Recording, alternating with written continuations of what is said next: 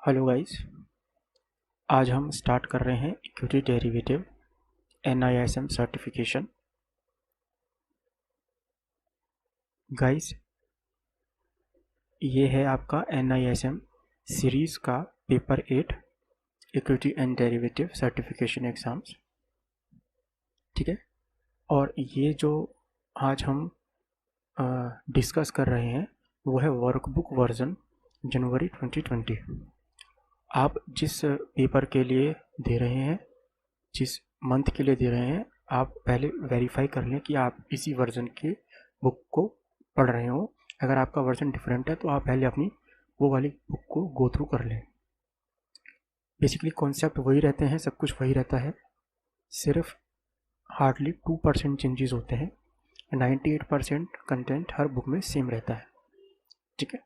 तो इस पेपर के बारे में मैं आपको बता दूं गाइस, ये जो पेपर रहता है ये आपका कहाँ गया, हाँ जी, ये पेपर जो होता है आपका 100 मार्क का पेपर होता है।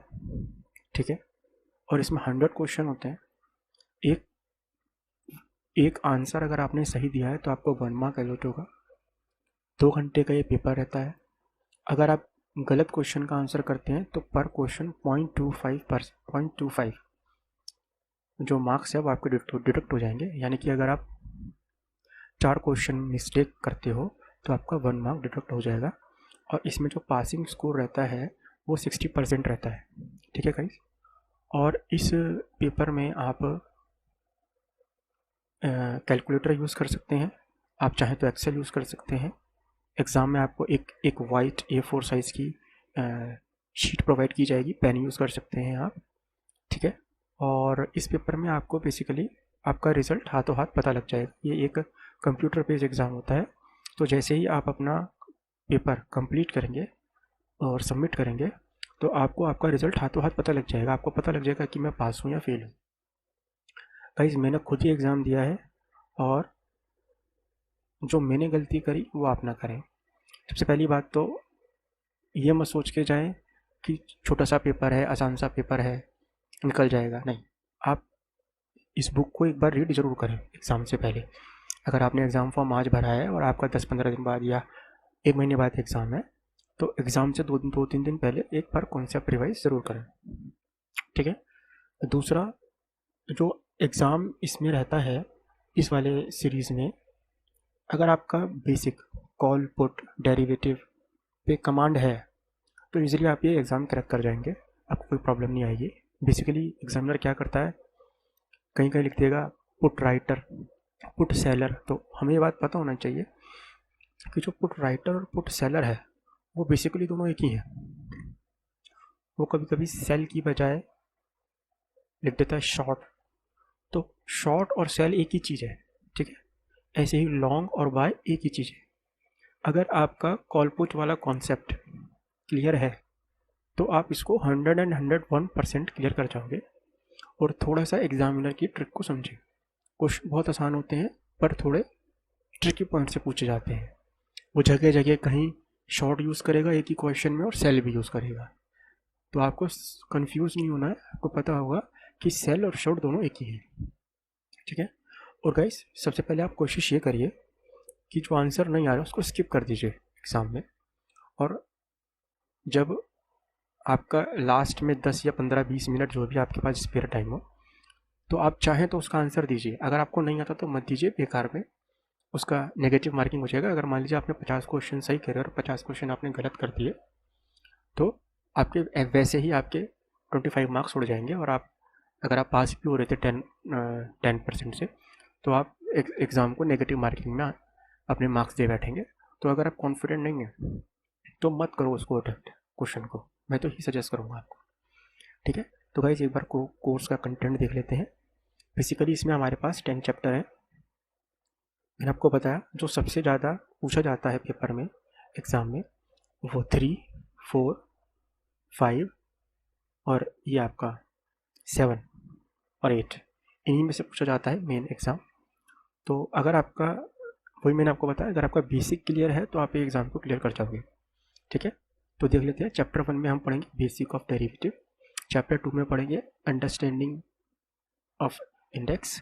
ठीक है। Introduction to forward and future contracts, introduction to options, option strategy, और introduction of trading system, introduction of clearing and settlement system, legal and regulatory environment, accounting and taxation, sales and practice and investor protection services.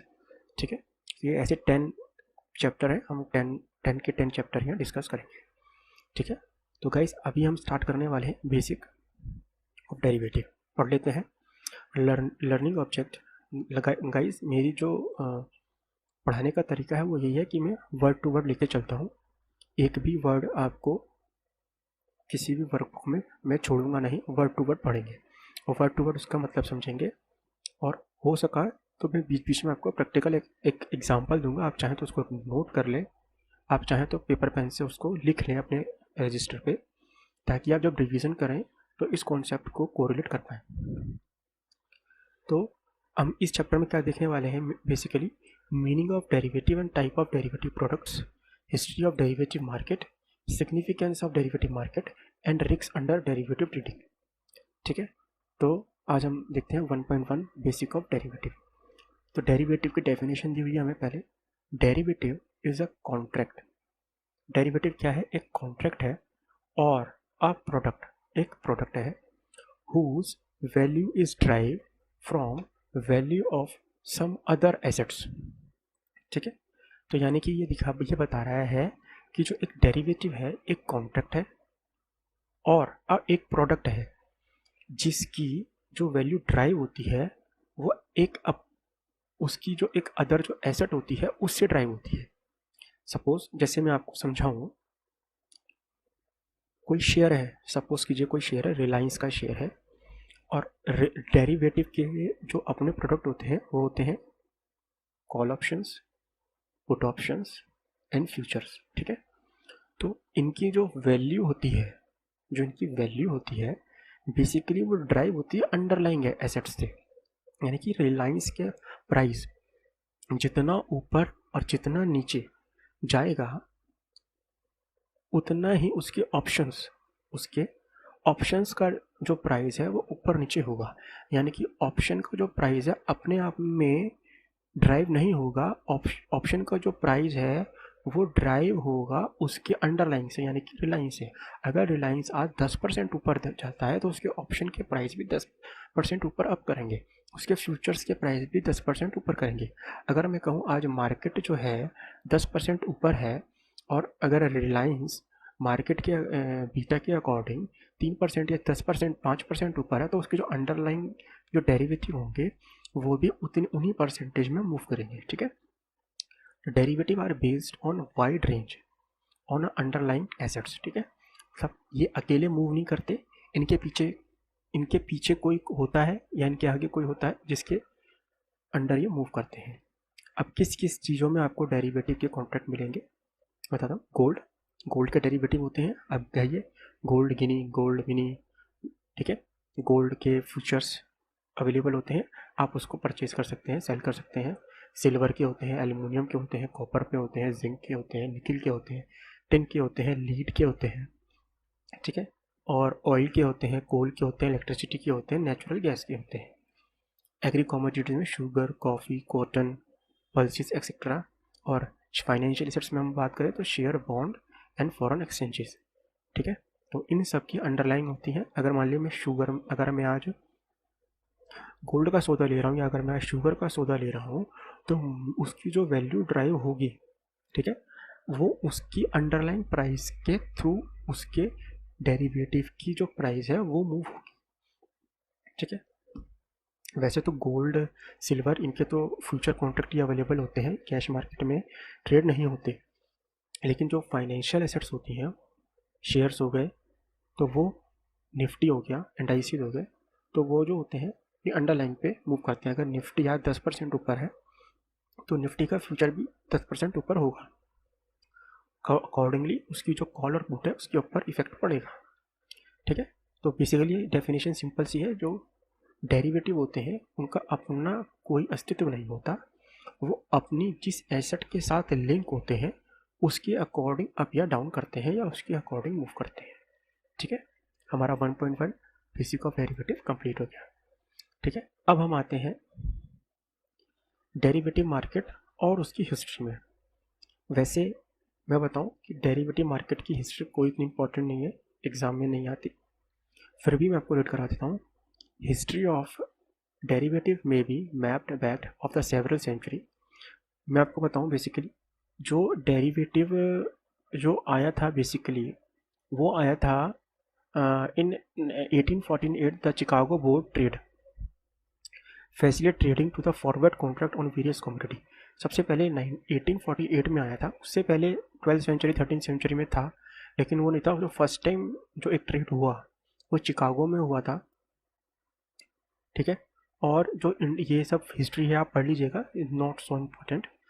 हम basically यहाँ से पढ़ते हैं कि Chicago board option exchange introduce option on stock indices with S&P 100 and S&P 500 indices in 1983।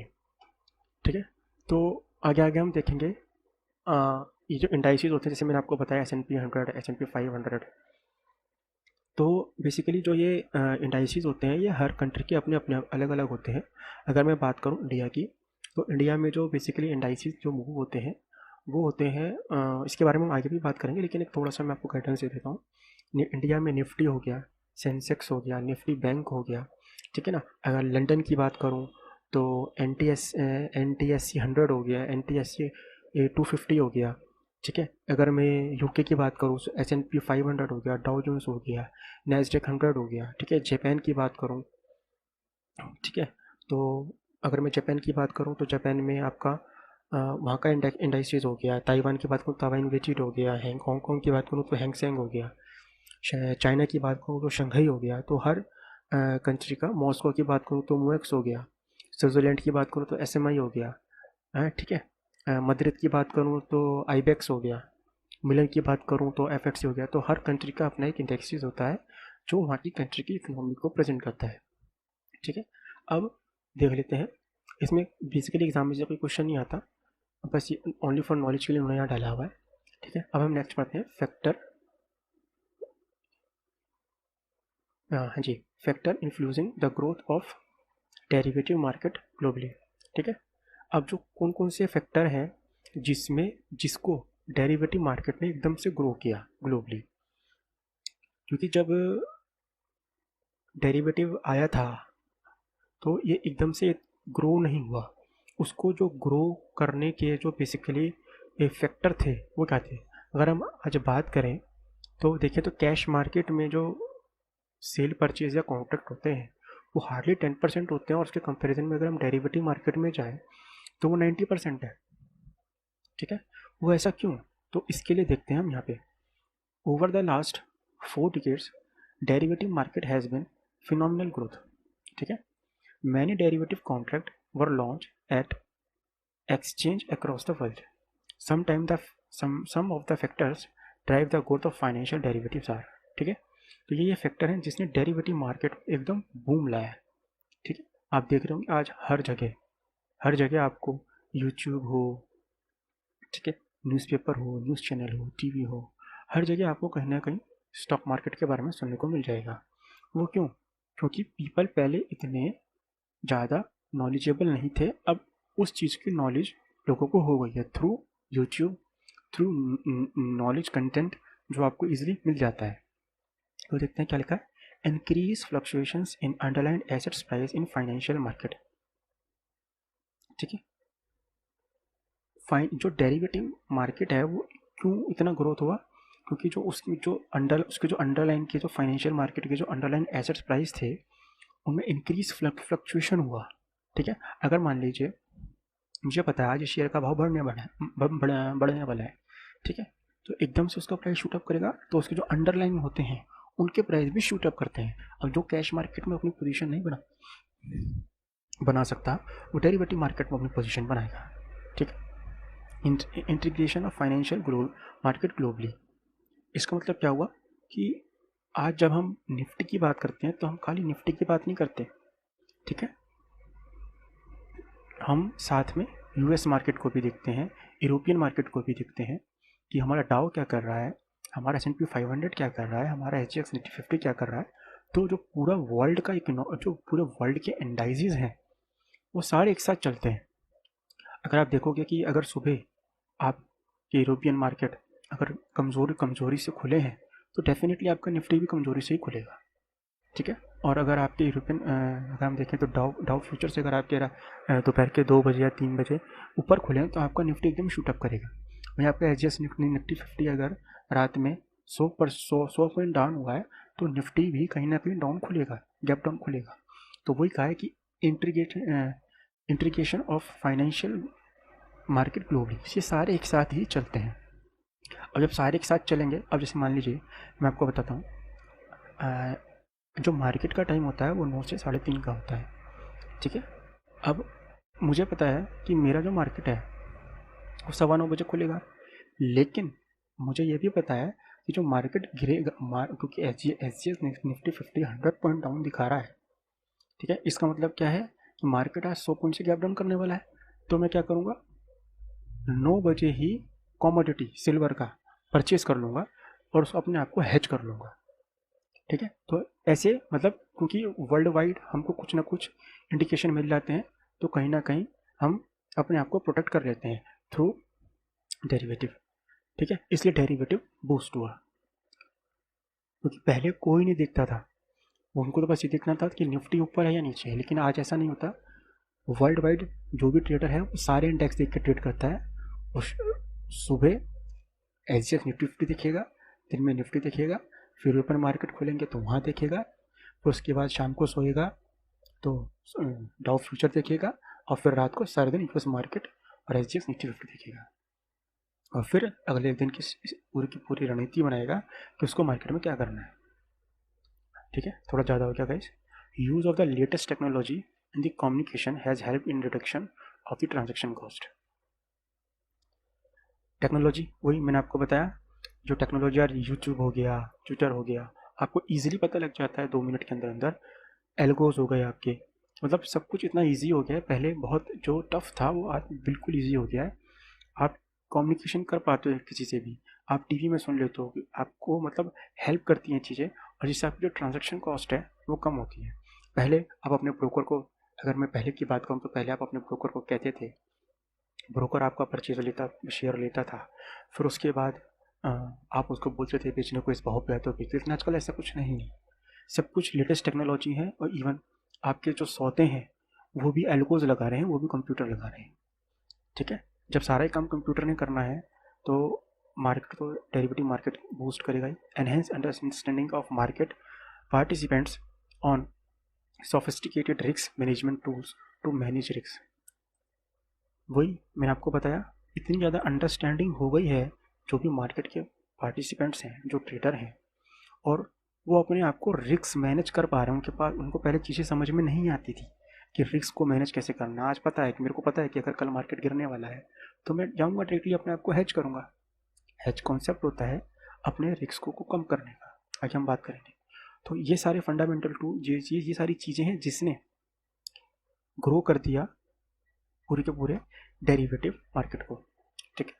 अब आगे हम आते हैं इंडियन डेरिवेटिव मार्केट, कि इंडियन डेरिवेटिव मार्केट कैसे बना। सिंपली पढ़ लेते हैं, इतना कोई लर्न करने की ज़रूरत नहीं है, एग्जाम में कोई क्वेश्चन नहीं आएगा, बस आपको बेसिक अंडरस्टैंडिंग होनी चाहिए। As the initial step toward introduction of derivative trading in India, SEBI set up a 24-member committee under the chairman of Dr. L.C. Gupta on November 1996 to develop appropriate regular framework for derivative trading in India, ठीक है। तो सेबी ने 24 लोगों की एक committee बनाई जिसके chairman थे डॉक्टर L.C. गुप्ता ऑन 18 नवंबर 1996। क्या करने के लिए कि आप हमको एक फ्रेमवर्क तैयार करके दो कि इंडिया में जो डेरिवेटिव ट्रेडिंग इन इंडिया होगा वो कैसा होगा, ठीक है।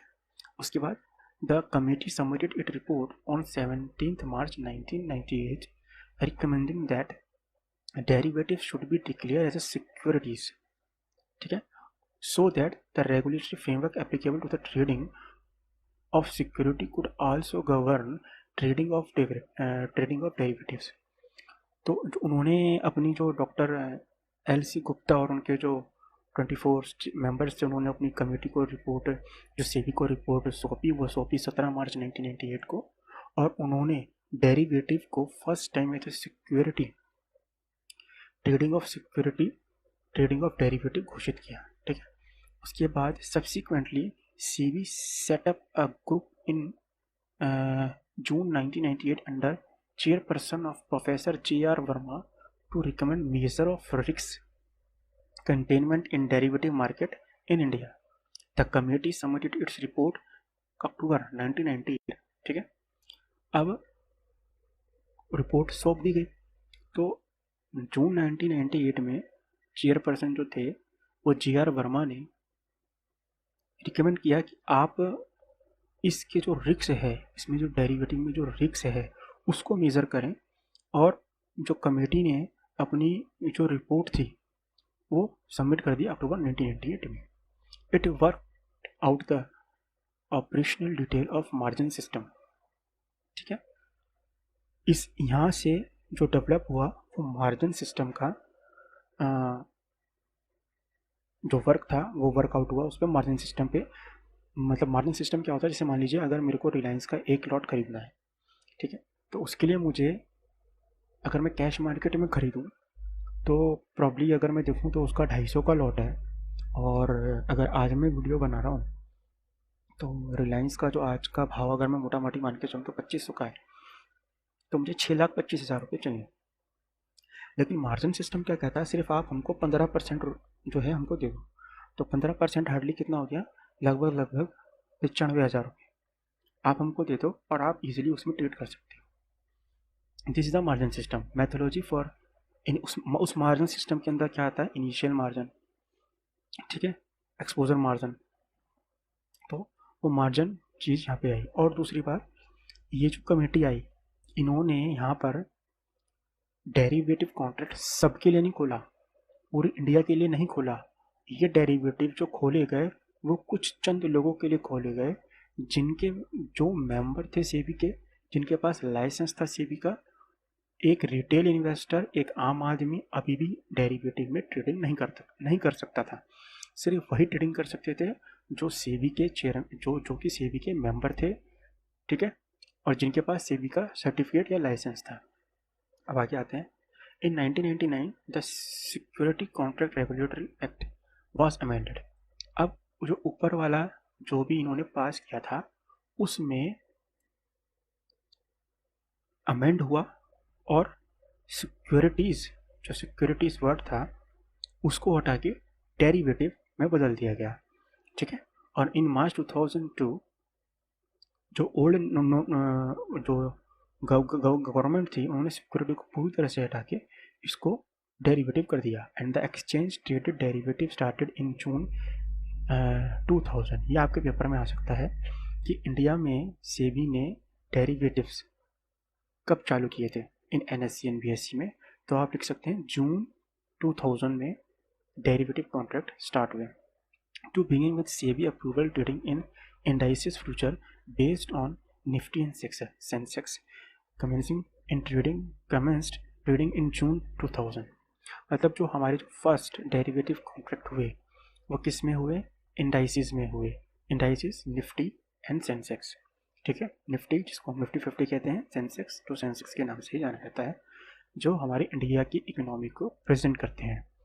और ये जो निफ्टी और सेंसेक्स के इंडाइसिस होते हैं, ये एक ग्रुप होता है जिसके अंदर बेसिकली हर सेक्टर के कुछ कुछ जो बड़ी बड़ी सेक्टर की जो मेन कंपनियां होती हैं वो इसमें डाल दी जाती हैं। जैसे अगर मैं बात करूं ऑयल एंड गैस के लिए रिलायंस को डाल दिया गया, बड़ी कंपनी है।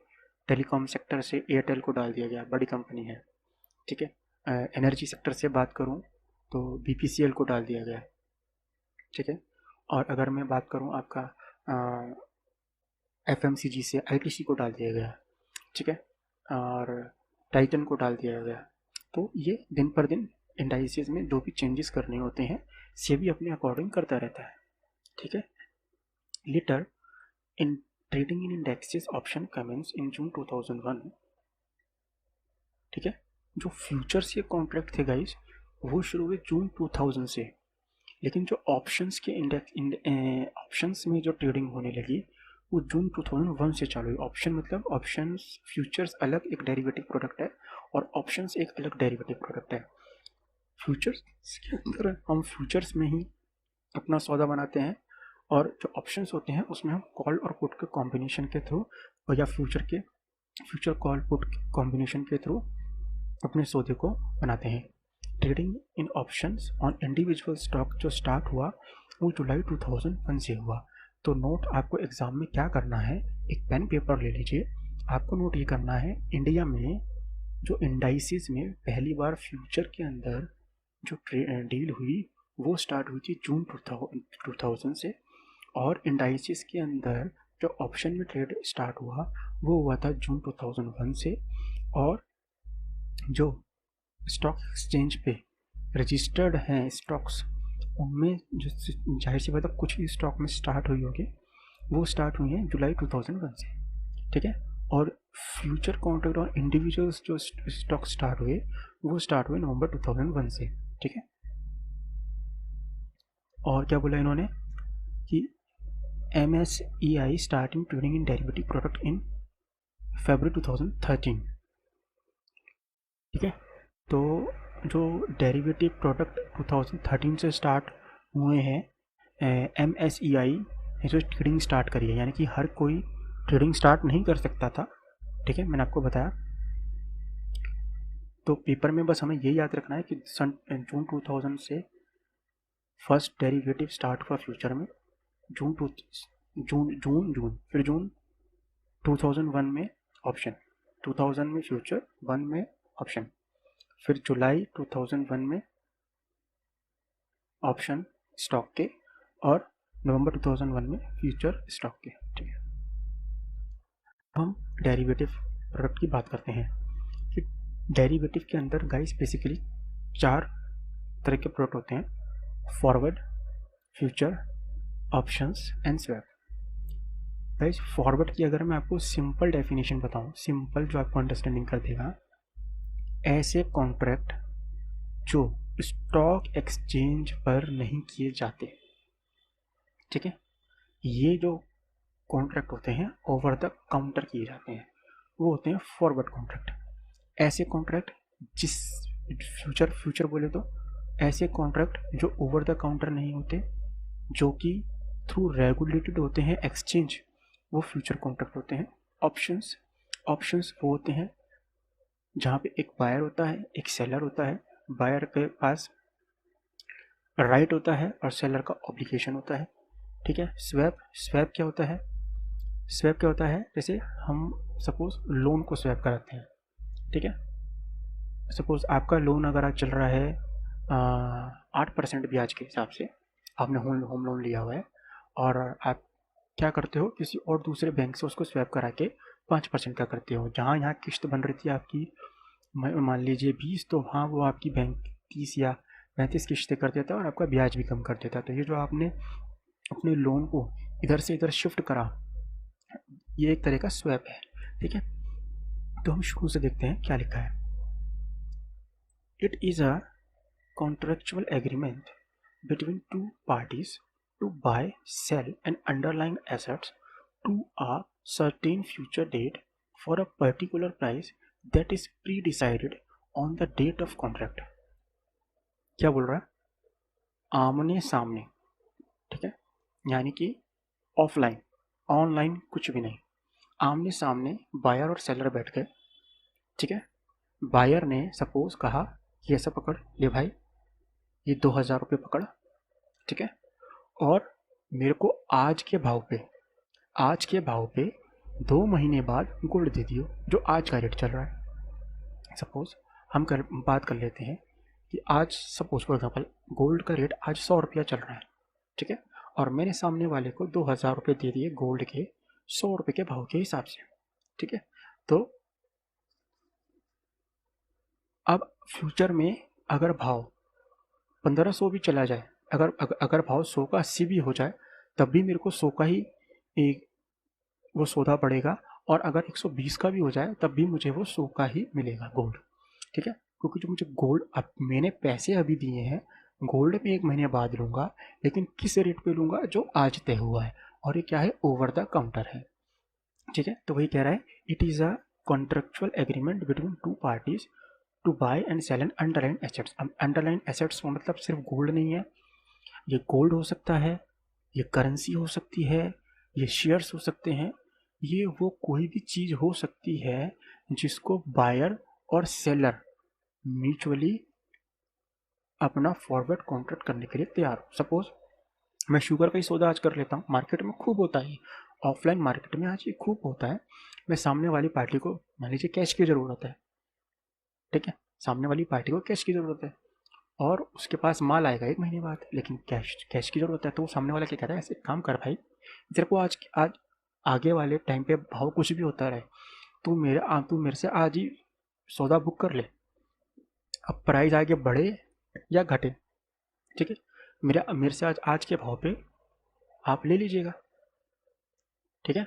और मैं एक अच्छा एग्जांपल बताता हूँ आपको। आप सुनार के पास गए, ठीक है, आपने बोला भैया देखो सुनार, आज क्या भाव चल रहा है सोने चांदी का। सपोज उसने बोला सिल्वर का भाव चल रहा है 60,000 रुपया। तो उसने कहा भैया ऐसा है, मेरी बिटिया की शादी है 2 महीने बाद, और अगर ये सिल्वर का भाव अगर 70 रुपये चला गया तो मेरा तो बजट खराब हो जाएगा। तो सुनार बोला ऐसा है, एक काम कर लेते हैं, आप मुझे 65 के हिसाब से आज ही 65 पैसे दे जाओ, जितनी चांदी आपको चाहिए।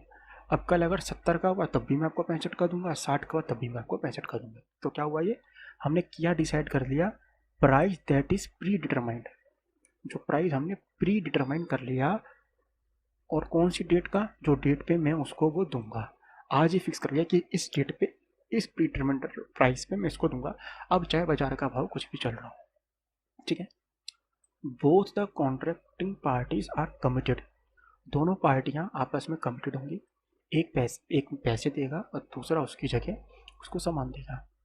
Are obliged to honour the transaction irrespective of the price of underlying assets at the time of delivery.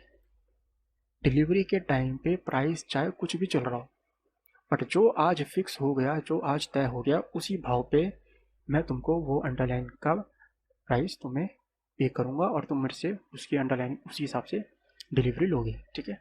Since forwards are negotiated between two parties, term and condition of contract are customize. अब ये जो guys होता है forward contract, ये पूरा proper एक stamp paper पे होता है, या आप चाहे तो मुँह जबानी भी कर सकते हैं। अब इसमें ये कह रहा है कि आप चाहें तो कॉन्ट्रैक्ट में अपनी टर्म एंड कंडीशन के अनुसार चेंजेस कर सकते हैं, ठीक है। तो ये जो ऐसे कॉन्ट्रैक्ट होते हैं, नॉर्मली आपने देखा होगा होते हैं ये कॉन्ट्रैक्ट, इन्हें कहते हैं ओवर द काउंटर कॉन्ट्रैक्ट। ये पार्ट ऑफ डेरिवेटिव है। पार्ट ऑफ डेरिवेटिव क्यों है, क्योंकि आपने आने वाले डेट को, आने वाले टाइम को आज ही फिक्स कर लिया, उसका प्राइस आज ही फिक्स कर लिया, फ्यूचर की प्रिडिक्शन को आपने आज ही फिक्स कर दिया कि फ्यूचर में चाहे कुछ भी हो मेरे से आज ले ले, ठीक है। तो इसलिए फॉरवर्ड को भी हम डेरिवेटिव कॉन्ट्रैक्ट मानते हैं, बट ये कॉन्ट्रैक्ट ऑफलाइन होते हैं, ओवर द काउंटर होते हैं। अब मैं आपको सपोज कहूँ, यस, मेरे डीमैट में मान लीजिए 1000 शेयर पड़े हैं, ठीक है, और उनका भाव सपोज कीजिए 10 रुपये के हिसाब से है, ठीक है। तो मेरे पास 10,000 रुपये के शेयर पड़े हैं, अब मुझे कैश चाहिए। अब या तो मैं उन शेयर्स को मार्केट में बेचूं, जो भी मार्केट भाव चल रहा हो, और मेरे पास जैसे मैं बेचूंगा मेरे पास कैश आ जाएगा। बट गाइस, मैं अपना पोर्टफोलियो या मैं अपना कैश नहीं बेचना चाहता, ठीक है। तो मैं क्या करूँगा, मैं ये शेयर ऑफलाइन दूसरी पार्टी को ट्रांसफ़र कर दूंगा थ्रू डीपी, ठीक है, और उसे कहूँगा भाई देख बेचियो मत, बदले में मेरे को फ़िलहाल जो इसकी जो वैल्यू है उतने के पैसे दे दे, बदले में मेरे से ब्याज ले लियो। तो ये भी एक तरह के फॉरवर्ड कॉन्ट्रैक्ट ही है, ठीक है, क्योंकि जो चीज़ जहाँ पर एक्सचेंज आ जाता है, इसमें एक्सचेंज नहीं आया, मैंने 1 डीपी से शेयर उठाए और दूसरे डीपी में ट्रांसफ़र कर दिए।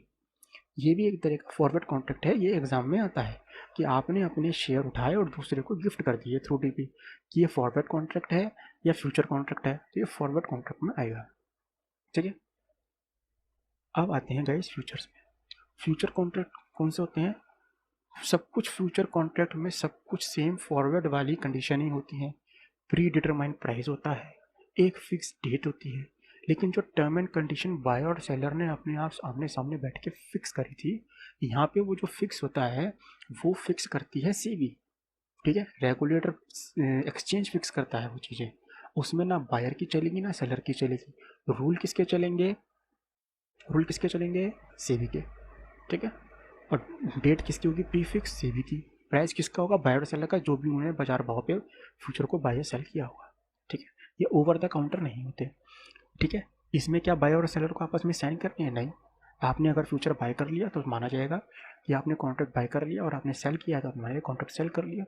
और जो सेबी ने जो रूल एंड रेगुलेशन रखे हैं, आप उसके अकॉर्डिंग आपको ऑन अ प्रीडिटरमाइंड डेट जो होगी आपके आने वाली, उस पर आपको उस फ्यूचर के भाव, अगर आपने सेल किया तो पैसे देने होंगे, डिलीवरी देनी होगी, और अगर बाय किया है तो आपको पैसे दे के शेयर लेने होंगे। ठीक है, तो क्या कहता है? A future contract is similar to forward contract. वही बात आ गई जो मैंने आपको बताई, except the deal is made through an organize regulated exchange. ठीक है, तो जो रूल है आपकी नहीं चलेगी, यहाँ गवर्नमेंट की चलेगी, यहाँ सीबी की चलेगी। Rather than being of negotiative directly between two parties, indeed ही में future are exchange traded forward contract. ठीक है, अब ये फॉरवर्ड कॉन्ट्रैक्ट मैं आपको कहता हूँ बहुत तरह के होते हैं। निफ्टी के फ्यूचर्स होते हैं, स्टॉक के फ्यूचर होते हैं, मेटल गोल्ड कमोडिटीज़ के फ्यूचर्स होते हैं, करेंसी के फ्यूचर होते हैं, इंडाइसिस के फ्यूचर होते हैं। हर जगह का फ्यूचर अवेलेबल है जिसका सेबी ने उस अंडरलाइन को एज अ डिलीवरी में, एज अ डेरिवेटिव में डाला हुआ है। ठीक है, ऑप्शंस। ऑप्शंस में मैं आपको, ये है तो छोटी सी डेफिनेशन, और इसके लिए आगे हमारे पास एक बहुत बड़ा चैप्टर है और इसमें से बहुत पूछा जाता है, मैं आपको बता देता हूँ। ऑप्शंस के अंदर आप सिर्फ ये ध्यान रखें, एक बायर होता है, एक सेलर होता है। एक बायर होता है, अभी हम ना कॉल पे जा रहे हैं ना पुट पे जा रहे हैं, हम सिर्फ ना डेफिनेशन की डिस्कशन कर रहे हैं। ठीक है, एक बायर होता है, एक सेलर होता है। बायर बायर कुछ पैसा पे करके राइट खरीद लेता है कि मैं इस चीज़ को खरीदूंगा, इस अंडरलाइन को खरीदूंगा ऑन अ पर्टिकुलर डेट। जो भी डेट एक्सचेंज ने डिसाइड कर रखी है, अभी हम उस पर नहीं जाएंगे। वैसे वो last Thursday of the month होती है, और अगर वीकली की बात करें तो लास्ट वीक का जो थर्सडे होता है उसकी डेट होती है, और अगर थर्सडे की ऑफ होता है तो उससे पहले वाला दिन होता है वो, फिर वो वेडनेसडे हो जाता है। ठीक है, तो जो बायर होता है उसके पास राइट होता है। ठीक है, अब एक बायर है तो दूसरा सेलर होगा, सेलर के पास क्या होगा? उस उस बायर को वो चीज़ देने का ऑब्लिगेशन होगा। ठीक है, तो सेलर जो होता है वो ऑब्लिगेशन को बाय करता है। ठीक है, कि मैं इस ऑब्लिगेशन है, राइट। जो बायर है, बायर के पास राइट है, सॉरी, जो बायर है बायर के पास राइट है। बायर क्या करता है? मान लीजिए उसने सेलर को 1000 रुपये दिए और राइट खरीद लिया। मैंने क्या बोला? राइट खरीद लिया। अब उसका राइट है, वो चाहे खरीदे चाहे ना खरीदे। ठीक है, और जो सेलर होता है वो उसका ऑब्लिगेशन होता है। ठीक है, कि उसने 1000 रुपये मिले उसको। ठीक है, तो जो सेलर होता है उसको क्योंकि प्रीमियम मिला होता है, और इसलिए उसको उसके पास वो ऑब्लिगेशन होता है कि उसको उस बायर का वो ऑब्लिगेशन पूरा करना है। ठीक है, सपोज मैं कहूँ एक व्यक्ति ए है, एक व्यक्ति बी है। ए बायर है और बी सेलर है। ए ने बी से कहा ले भाई 1000 रुपये, इस पर्टिकुलर डेट को, इस पर्टिकुलर टाइम पे, इस पर्टिकुलर प्राइस पे मेरे को ये एसेट चाहिए, और इसके 1000 रुपये पकड़, मैं तेरे से सौदा करने आया, कॉन्ट्रैक्ट करने आऊँगा। लेकिन ये मेरा राइट है, मैं आ भी सकता हूँ, नहीं भी आ सकता हूँ, ऑब्लिगेशन नहीं है। लेकिन अगर मैं पूछ गया तो सेलर को वो करना पड़ेगा, क्योंकि उसने 1000 में ना इसी चीज़ के तो 1000 रुपये दिए। ठीक है, तो ये ऑप्शन है। एक बार इसको पढ़ लेते हैं, जिसका नाम ही ऑप्शन है। मैं चाहूँ तो उस ऑप्शन को अवेल करूँ, मैं चाहूँ तो उस ऑप्शन को अवेल ना करूँ। ठीक है, an an option it is a contract that give the right. मैंने क्या बोला? एक ऑप्शन, राइट किसको किसको है? बायर को, हमेशा ध्यान रखिएगा। और सेलर की क्या है? हमेशा obligation, but not an obligation to buy or sell the underline on or before a stated date and at a settlement price, while buyer of option pay the premium। मैंने बोला ना, बायर करता है, premium पे करता है, और बदले में उसको क्या मिलता है? राइट। पैसा देके राइट मिलता है। मैं पर्टिकुलर डेट पे चाहूँ तो उस अंडरलाइन एसेट को खरीदूंगा, और चाहूँ तो नहीं खरीदूंगा, मेरी मर्जी, मैंने पैसा दिया है। ठीक है, और जो सेलर होता है उसके पास आ जाता है, क्योंकि उसने प्रीमियम रिसीव किया है, तो उसके पास आ जाता है ऑब्लिगेशन, उसको देना ही देना है। अगर बायर मांगने आ गया तो उसको देना पड़ेगा। ठीक है, बायर चाहे तो अपना राइट को एक्सरसाइज कर सकता है, और चाहे तो छोड़ सकता है। राइट है, ऑब्लिगेशन थोड़ी है, राइट है। ठीक है, अब आते हैं स्वैप पे। गाइस, जर्नली जो स्वैप होता है, मैंने आपको लोन के तरीके से बताया। स्वैप एक तरीके से और होता है, इंटरेस्ट का स्वैप होता है, करेंसी का स्वैप होता है। मैं आपको बताता हूँ, पहले पढ़ लेते हैं क्या लिखा है। A swap is an agreement between two parties to exchange cash flows in the futures according to a pre-arranged formula. Swap are broadly speaking series of forward contract। ठीक है, swap help market participants manage risks associated with volatile interest rate, exchange currency exchange rate and commodity prices। ठीक है, देखिए guys, basically जो ये जो swap का use करते हैं, ये इंपोर्टर और एक्सपोर्टर करते हैं। ठीक है, अब सपोज मैं इंडिया में हूँ, और मैंने कुछ एक्सपोर्ट किया है। ठीक है, और आज का करेंसी का रेट अगर मैं मानूँ तो मान लीजिए आज अभी चल रहा है, एक मिनट में आपको देख के बताता हूँ, एक सेकेंड।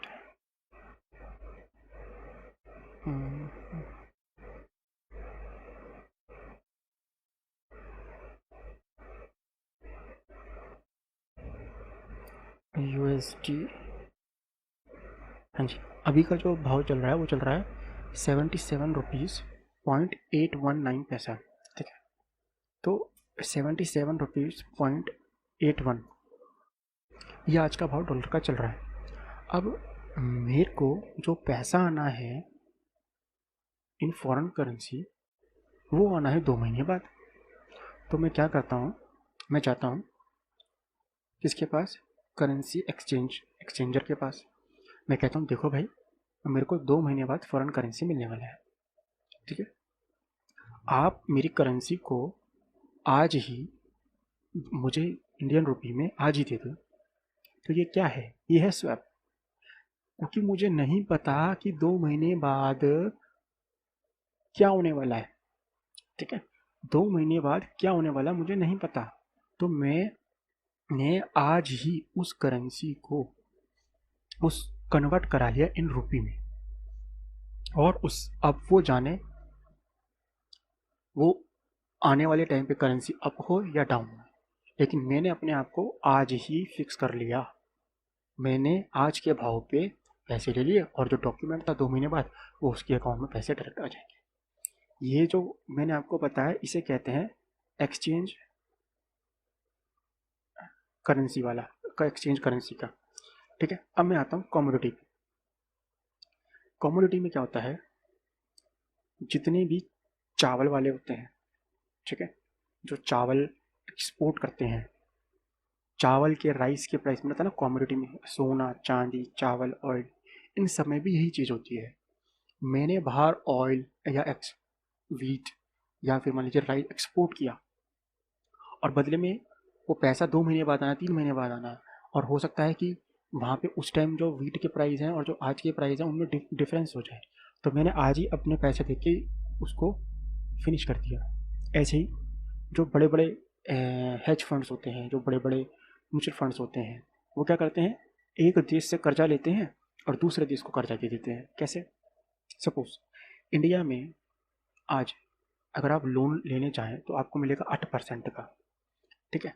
और अगर मैं वहीं बात करूं, अगर आप यूएस में जाएं लोन लेने के लिए तो आपको मिलेगा 4% का, ठीक है। तो जो बड़े बड़े हेज फंड्स क्या करते हैं, अगर ये इंडिया से पैसा उठाएंगे तो इन्हें महंगा मिल रहा है 8 रुपये पे, और दूसरा हमारी करेंसी जो है वो वैसे डेप्रिशिएट करती है, और यूएस में इनको मिल रहा है 4% का, ठीक है। और तो ये लोग क्या करेंगे, यूएस से पैसा उठाएंगे एज अ बॉन्ड और यहाँ पे दे देंगे, और ये 8 में दे रहे हैं, ये कहते हैं हमको 7.5 में ब्याज 7.5% पे लोन देते हैं। तो ये जो चीज़ है इसको कहते हैं इंटरेस्ट रेट का स्वैप, ठीक है। और कमोडिटी का भी मैंने आपको बता दिया। तो बेसिकली स्वैप कुछ नहीं है। स्वैप क्या है? Swap is a agreement between two parties to exchange cash flow. उस कैश के फ्लो को मैं एक्सचेंज कर रहा हूँ आज ही, फ्यूचर में होगा वो एक्सचेंज, फ्यूचर में हो रहा है लेकिन उसको आज ही स्वैप कर रहा हूँ, ठीक है। तो 4 है बेसिकली। आपका अगर आपके पास क्वेश्चन आए कि डेरिवेटिव मार्केट के 4 प्रोडक्ट कौन से हैं, तो simply future, forward, options and swap, ये भी हो सकते हैं। फिर भी लिख सकते हैं all of the above, none of the above, future and contract. तो आपको अपने हिसाब से आंसर देना ऑल ऑफ द अबव, ठीक है। अब आते हैं मार्केट।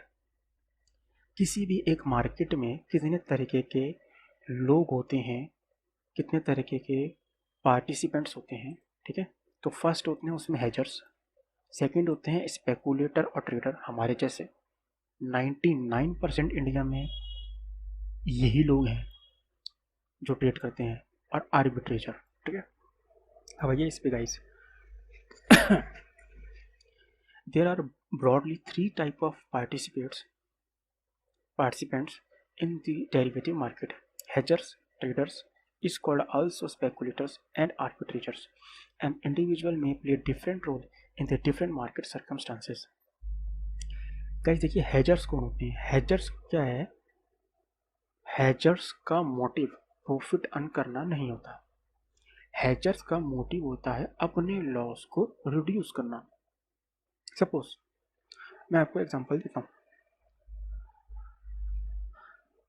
सपोज आज निफ्टी जो है, अगर मैं बात करूँ, अराउंड 16,000 के आसपास चल रहा है, और ये मार्केट एकदम से मान लीजिए 9,000 या 14,000 पर आ जाता है, तो जो म्यूचुअल फंड्स जो होते हैं उनके पोर्टफोलियो डाउन हो जाएंगे, और जब इनके पोर्टफोलियो डाउन हो जाएंगे तो ये अपने इन्वेस्टर्स को कभी ये नहीं कहेंगे कि भैया देखो इस महीने मार्केट गिर गया था, इस वजह से हमारा जो है प्रॉफिट डाउन हो गया। नहीं, ये अपने आप को हेज करके चलते हैं। टू हेज टूल्स, इनके टूल्स होते हैं कुछ, जिससे आप अपना रिस्क मैनेज कर सकते हैं थ्रू डेरिवेटिव, ठीक है। ये हेजर्स होते हैं, ठीक है। अब अगर आप देखें कोरोना के टाइम पे, ठीक है, जो मार्केट 12-12,500 के आसपास चल रहा था, वो विद इन अ वीक 7,500 चला गया। तो क्या म्यूचुअल फंड खत्म हो गए, या म्यूचुअल फंड का दिवालिया निकल गया? नहीं। क्यों? क्योंकि वो अपने आप को हैच करके चलते हैं। अगर मार्केट गिरेगा भी तो उन्होंने अपने पोर्टफोलियो को कॉन्सेंट रखना है, वो वहाँ से जीरो नहीं होगा कभी भी। अगर मार्केट यहाँ से कल को शून्य भी हो जाए, जीरो भी हो जाए, तो इवन कम से कम म्यूचुअल फंड में अगर आपका पैसा है तो वो कभी जीरो नहीं होगा, ठीक है। तो ये हेज का काम करते हैं, और ये इन जो हेजर होते हैं ये बहुत बड़े बड़े लोग होते हैं, हम छोटे जैसे छोटे लोग नहीं होते, जो कि एक लॉट रिलायंस फ्यूचर बाय कर लिए हैं और वो 10 रुपये नीचे आ गया तो अपने आप पुट बाय करके बैठ गए, ऐसा नहीं है। ये बहुत बड़े बड़े हेजर्स फंड्स होते हैं, ये हर तरीके की इकोनॉमी को टैकल करना जानते हैं, डॉलर को टैकल करना जानते हैं, इंटरेस्ट रेट को टैकल करना जानते हैं, इन्फ्लेशन को टैकल करना जानते हैं, और अपने आप को हर तरीके से चारों तरफ से हेज करते हैं, ताकि इनके जो प्रॉफिट्स हैं वो कम ना हो, मतलब इनके जो लॉस हैं वो बढ़े ना, ठीक है। लॉस को कम करना या अपने पोर्टफोलियो को प्रोटेक्ट करना हेजर्स का काम है, ठीक है। देखें, the face risk associate with the price of underline assets and use derivatives to reduce the risk. फिर मैंने आपको बता दिया, डेरिवेटिव को यूज करके। डेरिवेटिव में क्या है? Forward, futures swap and options, इनको यूज करके अपनी अंडरलाइन एसेट के रिस्क को रिड्यूस करना, that is hedgers. Corporations, investing institutions and banks all are drive. Corporations कौन से हो गए? बड़े बड़े कॉर्पोरेशंस, ठीक है, आदित्य बिरला, ठीक है, मोतीलाल ओसवाल, इन्वेस्टिंग इंस्टीट्यूशंस, बड़े बड़े बैंकिंग, ये जितने भी हैं बैंकिंग, जिन जो ऐसे बैंक जिनका फॉरेन करेंसीज का काम, आपको क्या लगता है कल अगर आज डॉलर का भाव अगर 77 रुपये है, अगर 100 रुपये भी पहुंच जाएगा तो उन बैंकों को कोई फर्क नहीं पड़ेगा। उन लोगों का कॉन्सेप्ट होगा 2 पैसा कम कमा लो बट लॉस नहीं होना चाहिए, 2 पैसा कम कमा लो बस लॉस नहीं होना चाहिए। तो वो अपने आप को इस तरह से हैज करके चलते हैं, ठीक है। Product to hedge of their exposure to the market, जो भी मार्केट में रिस्क है उसको कम करना। अब वो रिस्क कौन कौन से हो सकते हैं? इंटरेस्ट का रिस्क, आज आई आरबीआई बोल दिया जी इन्फ्लेशन रेट इतने से बढ़ गया है, अब जैसे इन्फ्लेशन रेट की बढ़ता हुआ आएगा इंटरेस्ट रेट हाइक हो जाएंगे, इंटरेस्ट रेट हाइक हो जाएंगे, ठीक है, तो वहीं करेंसी पे इफेक्ट पड़ेगा, तो उसको हेज करके चलते हैं, शेयर की वैल्यू को हेज करके चलते हैं, बॉन्ड प्राइस को हेज करके चलते हैं, करेंसी एक्सचेंज रेट को हेज करके चलते हैं, कॉमोडिटी प्राइजेस को। तो जो जैसा इन्वेस्टिंग इंस्टीट्यूट वो वैसी ही हेज की स्ट्रेटजी बना के चलता है, ठीक है।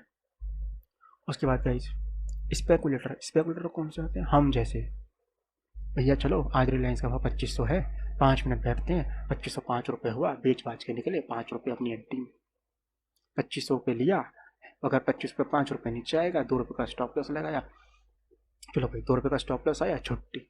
इनको कोई मतलब नहीं है दुनियादारी से, इनकी वजह से मार्केट गड्ढे में जाए, इनकी वजह से मार्केट ऊपर जाए, इनको तो बस अपने 2 रुपये से और 5 रुपये से मतलब है।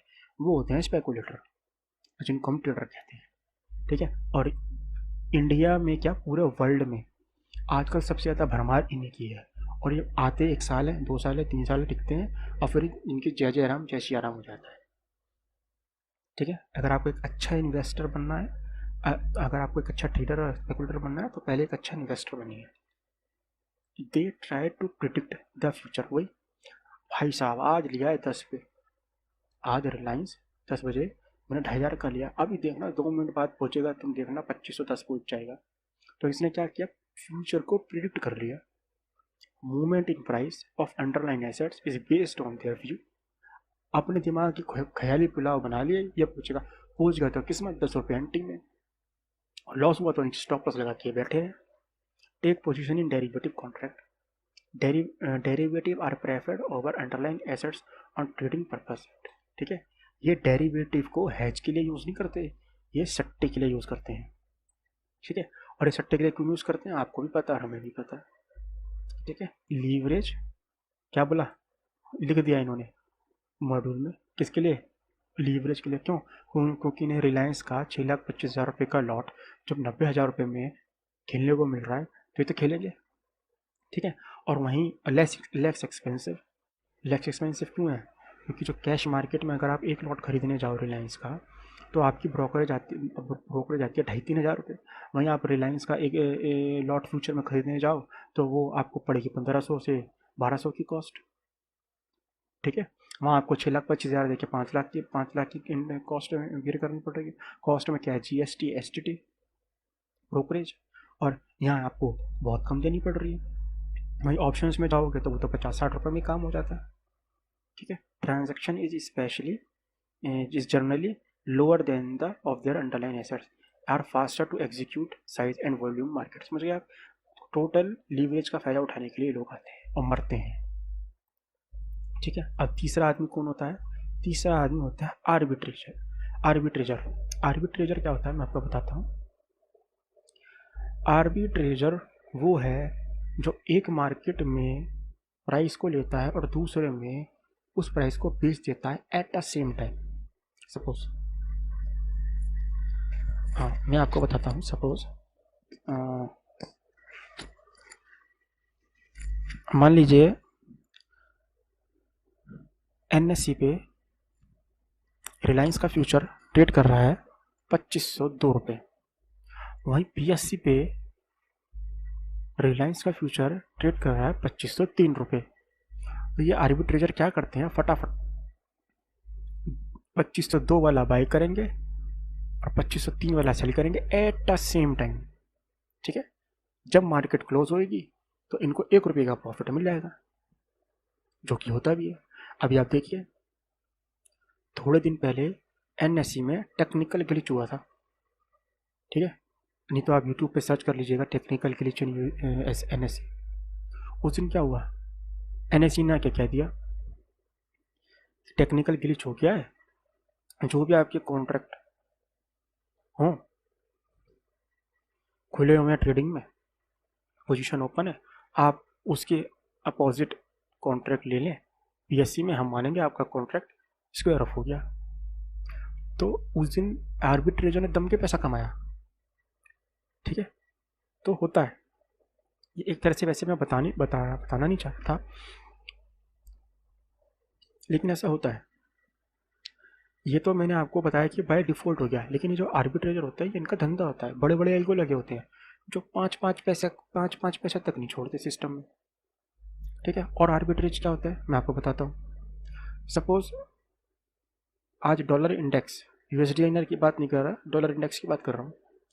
डॉलर इंडेक्स 103 रुपया चल रहा है, इंडिया में भाव चल रहा है 70 रुपये के आसपास। ठीक है, और वहीं मैं अगर जापान की बात करूँ तो जापान में कुछ और भाव चल रहा होगा।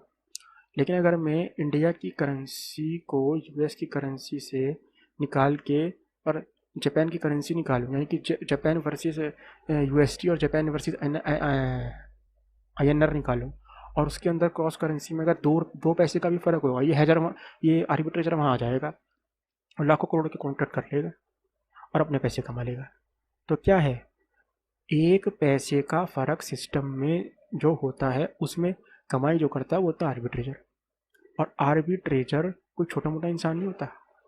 आप आर्बिट्रेजर कर लो, आप एक शेयर खरीद जाओगे रिलायंस का बीएससी में, अगर मान लो 2502 रुपये का पड़ रहा है और एनएससी में 2503 रुपये का पड़ रहा है, 1 रुपये का प्रॉफिट लेके जाओगे, 5 रुपये की आपकी कमीशन लग जाएंगे।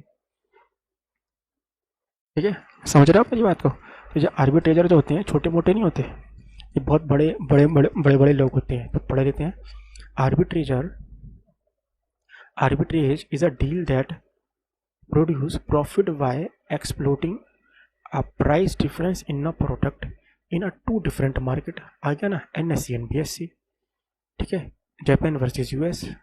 आर्बिट्रेजर originate when a trader purchase an asset cheaply and one location and subsequently arrange to sell at higher price। वही एक जगह सस्ता खरीदता है, दूसरी जगह महंगा उसको बेच देता है। Such opportunity are likely to persist a very long। ठीक है, तो यही होते हैं आर्बिट्रेजर। तो क्वेश्चन पेपर में आए तो आपको पता होना चाहिए आर्बिट्रेजर कौन है। आर्बिट्रेजर क्या है, एक मार्केट से खरीदता है दूसरी मार्केट में उसको बेच देता है, कम में खरीदेगा ज़्यादा में बेच देगा। ठीक है, अब ये शायद हमारा लास्ट कॉन्सेप्ट है। ठीक है, फिर ये चैप्टर हमारा कंप्लीट हो जाएगा। हार्डली इस चैप्टर में से 5 to 6 मार्क्स का आता है। ठीक है, तो ये 5 to 6 मार्क्स तो मैं तो कहूँगा आपके फ्री के हैं। ठीक है ना, और वैसे भी अगर आप आगे जाओगे तो आपको बेसिक ही तो है ये। आगे अगर आपको इसकी नॉलेज, अगर आपको ये कॉन्सेप्ट क्लियर नहीं हो रहे तो आप आगे के चैप्टर नहीं कर पाओगे। अगर आपको ये कॉन्सेप्ट क्लियर है तो आप आगे के इजीली कर पाओगे। ठीक है, अब आते हैं type of derivative market. Type of derivative market क्या है, वही मैंने आपको पहले ऊपर बता दिया। एक फॉरवर्ड मार्केट है, बेकार में दोबारा से यहाँ डाल दिया, बस एक रिपीटेशन करने वाली बात है। आप मुझे खुद ही बताओ, जिसके जो प्रोडक्ट हैं वही उतनी तरह की मार्केट हो गई ना, एक फॉरवर्ड मार्केट हो गई। फॉरवर्ड मार्केट में क्या है, ओवर द काउंटर डील होती है। फ्यूचर मार्केट क्या है, जिसमें ओवर द काउंटर डील नहीं होती, बल्कि सेबी रेगुलेटर द्वारा जो कॉन्ट्रैक्ट होते हैं उनकी रेगुलेशन के अकॉर्डिंग बायर और seller as a particular date पे एज अ पर्टिकुलर प्राइस पे अपने सौदे करते हैं। ठीक है, ये बस यही है, दो चीज़ें। अब देखिए इसको पढ़ लेते हैं। In the modern world there is a huge variety of derivative product available. There are either traded on organised exchange और agreed between the contracting counterparties over the telephones or through electronic media। Telephone वाले कौन से हो गए, forward, और through electronic media कौन से वाले हो गए, अपने जिसमें एक्सचेंज आता है। few complex product are constructed on a simple build block like futures, like forwards, futures, options and swaps। वही सारे आ गए। उसने अब मैंने बताया ना जो ऊपर है उसी को उसने दोबारा से अगर टाइप आए तो भी यही लिखना है, प्रोडक्ट आए तो भी यही लिखना है। ठीक है, तो ये आप पढ़ लीजिएगा, इसमें कुछ ऐसा नहीं है। ठीक है, मैं पढ़ देता हूँ एक बार। Over the counter market is not a physical market place but a collection of broker dealer broker dealer broker dealers. ठीक है, वही है कि इसमें physical over the market counter is not a physical market place. Physical market place क्यों नहीं है? क्योंकि फ्यूचर्स का कॉन्ट्रैक्ट में ऑन स्क्रीन नहीं कर रहा, मैं आज सिर्फ बात कर रहा हूँ आपसे, लेकिन जो मैं डील करने वाला हूँ वो फ्यूचर में करने वाला हूँ। Main idea of the market is more a way of doing business then a place buying और selling of contract in matching through negotiate bidding process over a network of telephonic. वही जो आप लोग businessman लोग करते हो। हाँ भाई रामलाल, दे रहा है क्या चांदी? हाँ भाई ले ले। क्या भाव पे? भैया 60 पे। एक काम कर 60 के आज ही बुक कर ले मेरी, मैं डिलीवरी 2 महीने बाद ले लूँगा। हाँ जी हाँ जी, पैसे भिजवा दो, बुक कर लेते हैं। अब अगले महीने चाहे चांदी 50 की बिके या 100 की बिके, श्यामलाल को कोई फ़र्क नहीं पड़ना। समझ रहे हो? तो वही है। ठीक है, और उसके बाद आ जाओ over the OTC derivative market transaction among the dealing counter parties have the following features. क्या क्या फीचर्स होते हैं ओवर द अकाउंटिंग में? ये जो कॉन्ट्रैक्ट होते हैं टेलर मेड होते हैं। क्यों? दो पार्टीज ने आमने सामने बैठ के बनाए हैं, कुछ भी चेंज कर लो, रेगुलेटर तो है नहीं बीच में। ठीक है, इसमें क्या होता है? रिक्स इन्वॉल्व होता है। रिक्स इन्वॉल्व क्या होता है? आज मैंने तेरे से कॉन्ट्रैक्ट कर लिया, 2 महीने बाद का कॉन्ट्रैक्ट है, घर गया लुढ़क गया, मर गया, ले लो जी ले लो, क्या कर लोगे मेरा? मैं भाग गया, ले लो जी ले लो, क्या कर लोगे मेरा? क्यों? बीच में कोई गवर्नमेंट तो इंक्लूड नहीं है ना, हम दोनों की आपस की तो बात थी। ठीक है, ये है काउंटर पार्टी रिक्स। No formal centralize limit. ठीक है, पोजीशन लीवरेज एंड मार्जिनिंग, मतलब किसी भी तरह का कोई ऐसी चीज़ नहीं है हमने फॉर्मल इनफॉर्मल किया था, जो किया था फॉर्मल नहीं किया था, फ़ोन पे किया था। मतलब कोई ऐसा नहीं है कि पत्थर की लकीर हो गई, तोड़ दिया मेरे, कर रहे तू मेरा क्या कर रहा है। There are no formal rule, कोई रूल नहीं है, कोई मैकेनिज्म नहीं, तो रिस्क मैनेजमेंट तो होना ही है। ठीक है, stable and integrity for a safe guard of collective interest of market and participant. तो कुछ कुछ लगे नहीं, जो हम आप लोग आपस में सौदेबाजी करते हैं वही है फॉरवर्ड कॉन्ट्रैक्ट। ठीक है, और ये कॉन्ट्रैक्ट जो है पूरी एंटायर मार्केट को डिक्लोज नहीं किया जाता। जो फ्यूचर के कॉन्ट्रैक्ट होते हैं, लोग तो एक्सचेंज पे ट्रेड हो रहे हैं, हजारों लोग ट्रेड कर रहे हैं, कोई बाय कर रहा है कोई सेल कर रहा है, लेकिन अगर दो जने तुम आपस में बंद कमरे में बैठ के कर रहे हो बैठे हो, कल को एक ना कर जाए दूसरा क्या कर लेगा? ठीक है, तो वही कह रहा है। ठीक है, मतलब ये मैं आपको बहुत ले लैंग्वेज में पढ़ा रहा हूँ जिससे आपके बेसिक कॉन्सेप्ट क्लियर हो जाए, क्योंकि आगे यही बेसिक कॉन्सेप्ट यूज़ करके हम इस चैप्टर को समझने वाले हैं, और इन्हीं बेसिक कॉन्सेप्ट को यूज़ करके आप एग्ज़ाम में अपने ऑब्जेक्टिव टाइप क्वेश्चन को टैकल कर पाएंगे। क्वेश्चन आ जाएगा अभी आपके पास, क्या क्वेश्चन आएगा पेपर में मैं आपको बताता हूँ। क्वेश्चन में पेपर आएगा जो फॉरवर्ड कॉन्ट्रैक्ट होते हैं वो टेलर मेड होते हैं। ठीक है, जो फ्यूचर पेपर में क्वेश्चन क्या आएगा, पेपर में क्वेश्चन आएगा जो फ्यूचर कॉन्ट्रैक्ट होते हैं वो टेलर मेड होते हैं। अब आपको तो पता है नहीं, फॉरवर्ड कॉन्ट्रैक्ट होता है टेलर मेड। ये सारे के सारे जो 4 पॉइंट हैं वो आपको पेपर में लिख के दे देगा, लेकिन ऊपर क्या करेगा? फॉरवर्ड की बजाय फ्यूचर लिख देगा। अब आपको तो पता है ये सारे जो कॉन्सेप्ट है भैया तो फॉरवर्ड के हैं, ये सारे फीचर तो आप उसी तरह से अपना एग्जाम में टिक मार्क कर देना और आपके 1 मार्क मिल गए आपको। इसी हो सकता है इसी में से आपका 4 मार्क का 4 मल्टीपल क्वेश्चन आ जाए। ठीक है, तो आपको ये चीज़ें क्लियर होनी चाहिए।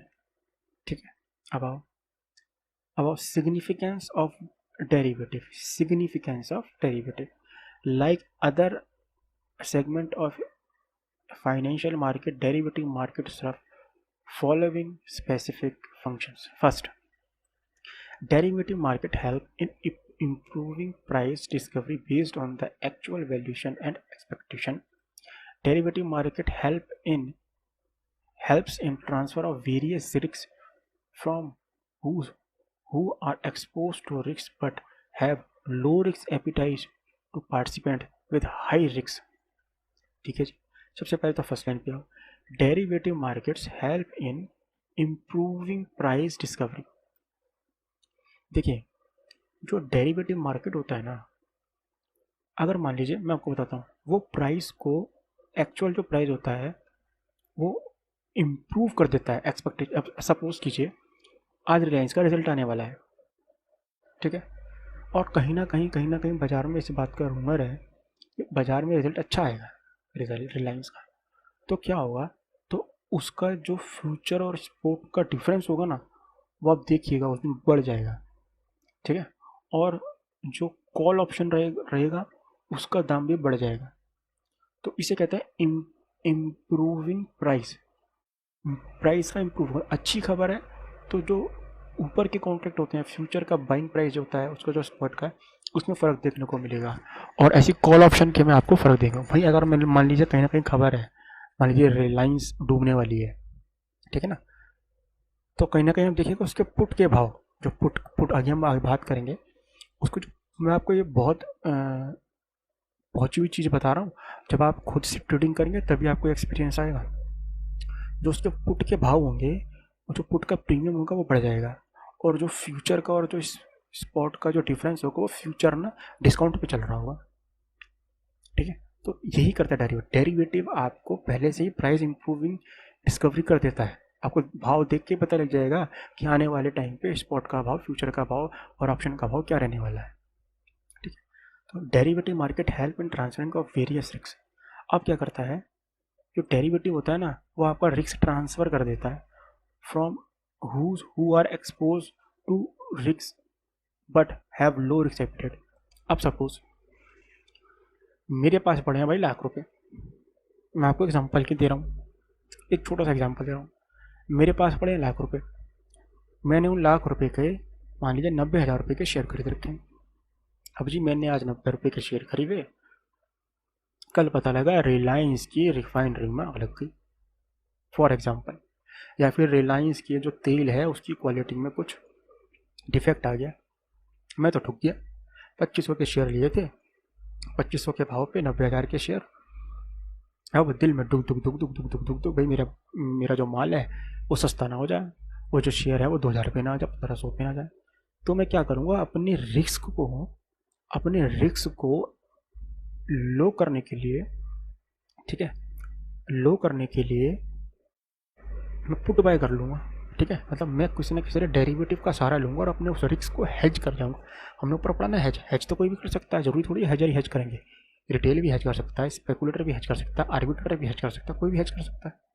तो उसमें ये बताया कि जो एक लो रिस्क एपेटाइट वाला ट्रेडर है, वो भी हाई रिस्क एपेटाइट लेके कैसे अपने आप को हेज करके इससे यूज़ कर सकता है, अपने रिस्क को ट्रांसफ़र कर सकता है। देखिए, derivative market helps in transfer of various risk. मैंने रिस्क को ट्रांसफ़र कर दिया from who are expose to risk मतलब रिस्क तो है but have low risk appetite, लेकिन उसके लेने की औकात नहीं है, ठीक है।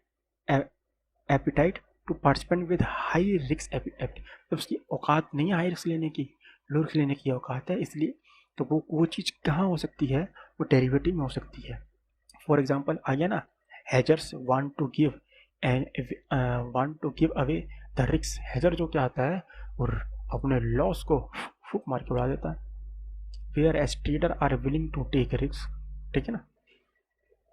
अब derivative markets help shift of speculative trader from unorganize market to organize market. अब जी स्पेकुलेटर क्या होता है मैं आपको बताऊं, मैंने आपको बताया रिलायंस का भाव 2500 पे लिया है, 5 मिनट बाद 2505 पहुँच जाएगा, मैं तो कल्टियो लूँगा 5 रुपये लेके, मैं तो कल्टियो लूँगा 5 रुपये लेके। डेरिवेटिव में लिया है उसने सौदा, डेरिवेटिव में क्यों लिया है, क्योंकि रिलायंस का अगर मैं एक लॉट लेने जाऊँगा तो 6,25,000 का आएगा, और अगर मैं डेरिवेटिव में लूँगा तो मुझे 95,000 का पड़ेगा, ठीक है। एक्सपोजर तो मैंने लिया 6,25,000 का, जेब में अंटी में पड़े 90,000 रुपये। अब कहानी हो गई उल्टी, 5 रुपये बढ़ने की बजाय 5 रुपये घट गया। अब जो ये 5 रुपये घट गया, या तो मैं 5 रुपये का स्टॉप लॉस लगा लूँ, या मैं क्या करूँ अपने आप को हेज कर लूँ, अरे आजा नीचे, मेरे को तो लॉस होगा ही नहीं। दैट इज, ये क्या है, इसने ट्रेडर का जो माइंड सेट है, ट्रेडर जो स्पेकुलेटिव ट्रेडर का जो माइंड सेट है उसको अनऑर्गेनाइज से ऑर्गेनाइज कर दिया, समझ गए। मतलब वो अपने आप ही कहते हैं ना कि अपने आप ही उसकी मूर्त बदल गई, उसे पता नहीं लगा वो कब अनरिकॉग्नाइज से रिकॉग्नाइज हो गया मार्केट में, ठीक है।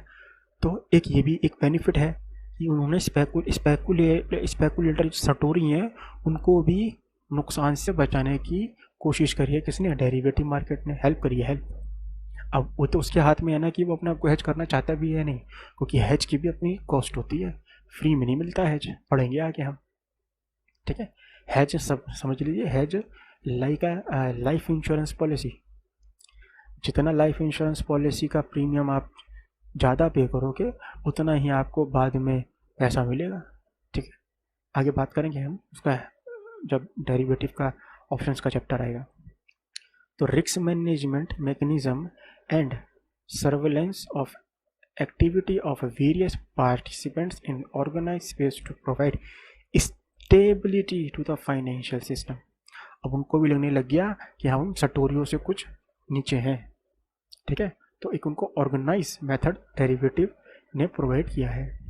अब आ जाओ, various risk face by the participants. अब जी रिस्क क्या क्या है? अगर मान लीजिए मैं गया आज, मैंने फॉरवर्ड कॉन्ट्रैक्ट कर लिया, तो फॉरवर्ड कॉन्ट्रैक्ट के रिस्क तो आपने मुझे बता दिए। बंदा भाग गया, बंदा मर गया, मार्केट है क्योंकि ऑफलाइन है। अब फ्यूचर डेरिवेटिव के क्या रिस्क हो सकते हैं? वैसे तो देखिए रिस्क बेसिकली जो रहता है वो ब्रोकर के एंड से रहता है। आपने यहाँ बाइक का बटन दबाया 105 के भाव पे, लेकिन ब्रोकर ने जो आपका सौदा बुक किया 105 रुपये 50 पैसे के हिसाब से, तो 50 पैसे का जो लॉस हो गया आपको, एक तरह का वो रिस्क हो सकता है, ठीक है ना। तो इसलिए कहते हैं कि लिमिट ऑर्डर डाले। वैसे अब ये चीज़ें कम होने लग गई हैं, क्योंकि जो सीबी है वो अपने ऑडिट कराता है इस चीज़ के, बहुत ज़्यादा रेगुलेशन लगी हुई है ब्रोकर्स पे। तो इस तरह के फ्रॉड पहले होते थे, अब कम है, ठीक है।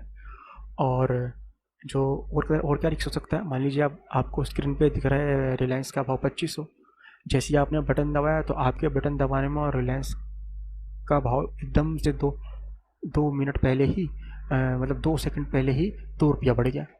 आपने दबाया था 2500 के भाव पे, आपको मिला 2502 के भाव पे। तो ऐसा भी होता है, ठीक है। तो आपको पता होना चाहिए रिस्क क्या है और इस रिस्क को हम कैसे प्रोटेक्ट कर सकते हैं। भैया लिमिट ऑर्डर लगाओ, अब मार्केट ऑर्डर लगाओ मत, चाहे फ्यूचर हो चाहे कुछ भी हो, ठीक है। और क्या रिस्क हो सकता है? अभी तो मैंने पढ़ा ही नहीं है, मैं अभी आपको पढ़ के बताऊंगा। और क्या रिस्क हो सकता है कि फ्यूचर में आपका मार्जिन लगता है, मैंने ऊपर बताया था इनिशियल मार्जिन पे करना पड़ता है, 99,000 95,000। अब एकदम से न्यूज़ आई कि भैया धीरू भाई अंबानी बीमार पड़ गए। अब धीरू भाई अंबानी बीमार पड़ गए, पता लगा कि रिलायंस का शेयर तो आज कंपनी खत्म हो जाएगी, 2500 का शेयर 2000 आ जाएगा। अब जैसे 2500 का शेयर 2000 आएगा तो मैं तो बर्बाद हो जाऊंगा, बर्बाद तो होऊंगा 2 दिन बाद, क्योंकि अभी बीमारी तो हूँ। लेकिन मेरा जो ब्रोकर है ना, अब वो मेरे से मार्जिन 95,000 नहीं लेगा, क्योंकि उसको पता है यहाँ पे रिस्क इन्वॉल्व हो गया, कल को मार्केट गिर गई, अगर मेरे मार्जिन से ज़्यादा गिर गई तो मेरे तो लेने देने के पड़ जाएंगे। तो वो इस मार्जिन को 50% तक बढ़ा देता है, यानी कि 95,000 जो आप मार्जिन दे रहे थे वो आपको 1,50,000 तक मार्जिन देना पड़ सकता है विद इन अ सेकेंड। और अगर आपके अकाउंट में वो मार्जिन नहीं हुआ तो आपको सदा लॉस में काट देगा। तो इन सब चीज़ों का रिस्क रहता है डेरिवेटिव मार्केट में, ठीक है। तो देखते हैं, जो मैंने आपको बताया वो सारी चीज़ें लिखी होंगी। देखो, market participants must understand that derivative being leverage instrument, leverage आ गया ना वही 95,000, 6,25,000 का कॉन्ट्रैक्ट आप 95,000 में कर रहे हो। अब जहाँ लीवरेज हमारी रिक्स है रिक्स लाइकली काउंटर पार्टी रिक्स। प्राइस रिक्स कौन सा हो गया? वही मैंने आपको बताया, 2500 पे बाय करने गए, बिड और आस्क में 2 सेकंड में फ़र्क आया और आपको मिल गया 2502 में, ठीक है। लिक्विडिटी रिक्स नहीं बताया मैंने, आपको बताया था। लिक्विडिटी रिक्स से मान लीजिए सपोज आज आपने 2500 के भाव पे रिलायंस का शेयर परचेज कर लिया। अब जी भाव पहुंच गया 3,000, वहाँ कोई सेलर ही नहीं है। क्यों? इसे कहते हैं लिक्विडिटी ना होना, मतलब जहाँ पे बायर और सेलर कम हो जाते हैं, जिस भाव पे बायर और सेलर कम हो जाते हैं वहाँ लिक्विडिटी रिस्क आता है। बेसिकली लिक्विडिटी रिस्क जो आता है स्मॉल कंपनीज में आता है, रिलायंस जैसी कंपनी में आपको नहीं मिलेगा। जो छोटी छोटी कंपनियाँ होती हैं जहाँ पे बायर और सेलर दूर दूर पे खड़े होते हैं, इसे इम्पैक्ट कॉस्ट भी कहते हैं। जैसे मान लीजिए बायर खड़ा है 100 रुपये पे और सेलर खड़ा है 105 रुपये पे, ठीक है। लेकिन मैं तो भैया 102 पे बेचना चाहता हूँ, और तो मजबूरी में या फिर बाय करने वाला जो है वो 102 पे बाय करना बाय करना चाहता है, लेकिन उसको मिलेगा 105 पे। तो जो बीच का जो 2 या 3 रुपया जो आपको डिफरेंस दिख रहा है बायर और सेलर की दूर दूर खड़ा है, दैट इज़ इम्पैक्ट कॉस्ट। इसी को हम लिक्विडिटी वो भी कह सकते हैं लिक्विडिटी रिस्क। मतलब वहाँ पे लिक्विडिटी ही नहीं है उस स्टॉक में, तो आप क्या बाय सेल करो, ना बायर खड़ा है ना सेलर खड़ा है। लीगल्स और रेगुलेटरी रिस्क ये आजकल इतना नहीं चलता है। ऑपरेशनल रिस्क ये भी आजकल ख़त्म हो गए हैं। तो बेसिकली आप ये रिस्क अपनी कॉपी पेन लेके नोट कर सकते हैं कितने तरीके के रिस्क होते हैं। फर्स्ट होता है counter party risk. Counter party risk मैंने आपको बता दिया, वो फॉरवर्ड कॉन्ट्रैक्ट में होता है। सामने वाली पार्टी ने कोई भी फ्रॉड कर दिया, ठीक है। फॉरवर्ड फ्यूचर्स में नहीं होगा, फ्यूचर में तो सेबी है। अगर किसी ने भी फ्रॉड करने की कोशिश की, सेबी छोड़ेगा नहीं, वैसे तो कर ही नहीं पाओगे आप, ठीक है। प्राइस रिस्क मैंने आपको बता दिया, प्राइस रिस्क क्या हो गया, ठीक है। और लिक्विडिटी रिस्क भी बता दिया मैंने आपको। तो ये आप वर्ड नोट कर लो, ये सारे रिस्क किसके रिस्क हैं, डेरिवेटिव के रिस्क हैं, जो इसको आपको कभी ना कभी झेलना पड़ेगा, ठीक है। May not be an inappropriate avenue for some one of limited resources, trading experience or low risk tolerance. A market participant should therefore carefully consider whether such trading is suitable for him based on these parameters. Market participants who trade in derivatives are advised to carefully read the model risk disclosure document given by the broker to his clients at the time of sending. ये कह रहा है कि आप जब भी किसी भी ब्रोकर के पास अपना अकाउंट डीमैट अकाउंट खोलें, तो एक उसके अंदर वो एक पन्ना ज़रूर होगा जिसमें लिखा होगा मॉडल रिस्क डिस्क्लोजर डॉक्यूमेंट। उसको फूक फूक के पढ़ लेना, उसको फूक फूक के पढ़ लेना कि डेरिवेटिव का कॉन्ट्रैक्ट लेते समय मेरे को ये रिस्क हो सकते हैं। उसमें ब्रोकर कुछ नहीं करेगा। कल को अगर आपका फ्यूचर का कॉन्ट्रैक्ट में कुछ भी उल्टा सीधा हो गया है, ब्रोकर को कुछ नहीं, भैया मैंने तो साइन कर रखे हैं, ठीक है। तो इसलिए आपको ये बात पता होना चाहिए। तो कहते हैं model risk document is issued by the member of exchange and contain the important information of trading in equities and F&O segment of exchange. All the prospective participants should read this document before trading on capital market and F&O market, ठीक है। तो आपको वो पहले पढ़ लेने चाहिए। तो गाइस ये चैप्टर आज हमारा यहाँ ख़त्म हुआ। अगर आपको लगता है कि आपको कोई भी प्रॉब्लम आई है किसी भी टॉपिक में, तो आप डेफिनेटली मुझे कमेंट करें, मैं उसका रिप्लाई दूंगा। और आप मुझे फीडबैक करें कि आपको ये वीडियो कैसा लगा। मेरे चैनल को सब्सक्राइब करें, लाइक करें। और मेरा जो पढ़ाने का टीचिंग का स्टाइल है वो यही है, मेरे पास जो है जितना मेरे पास एक्सपीरियंस है वो मैं आपको पास ऑन कर सकूं, ठीक है। और अगर मेरे से कुछ इसको पढ़ाने में कुछ रह गया हो या फिर कुछ आपको लगता है कि मैंने कुछ छोड़ दिया हो, तो वो कमेंट में लिखिए, हम उसको आने वाले नेक्स्ट लेक्चर में कंप्लीट करेंगे। वैसे ये जो आज की जो क्लास थी ये बेसिक क्लास थी, बिल्कुल बेसिक क्लास थी। इसके आगे जैसे जैसे हम बढ़ेंगे तो फॉरवर्ड का अपने आप में एक चैप्टर है, फ्यूचर का अपने आप में एक चैप्टर है, ठीक है, ऑप्शंस का अपने आप में एक चैप्टर है। तो ये तो अभी हमने कुछ भी नहीं सीखा, आगे हम ये तो ओवरव्यू था, और ओवरव्यू से भी ज़्यादा मैंने आपको नॉलेज दे दी ताकि आपका जो बेस है वो आपका शुरू में ही बन जाए और आपको प्रॉब्लम ना हो, ठीक है। तो आज ऑफ करते हैं और नेक्स्ट वीडियो में नेक्स्ट लेक्चर में स्टार्ट करेंगे understanding of indexes. Okay guys, thank you.